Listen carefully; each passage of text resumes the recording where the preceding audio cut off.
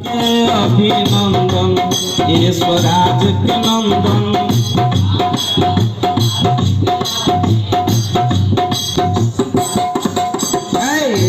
रहुरा सेवा में आज तन मन समर्पित बाटे।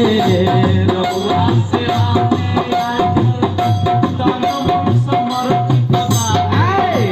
रहुरा सेवा में आज तन मन समर्पित बाटे।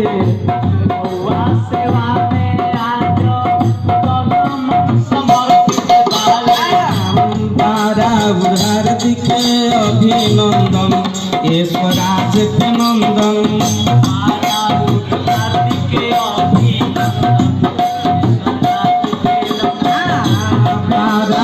हार्दिक अभिनंदन ईश्वराज के नंदन।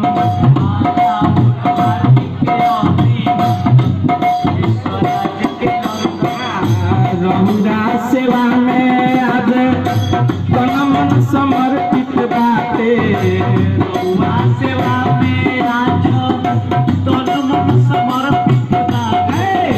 रहुरा सेवा में आज तन मन समर्पित बाटे।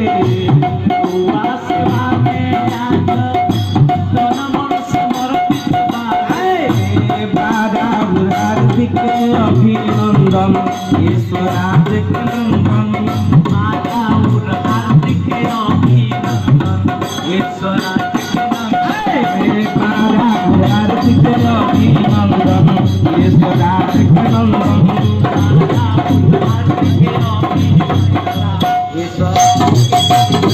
जय हिंद, जय भारत।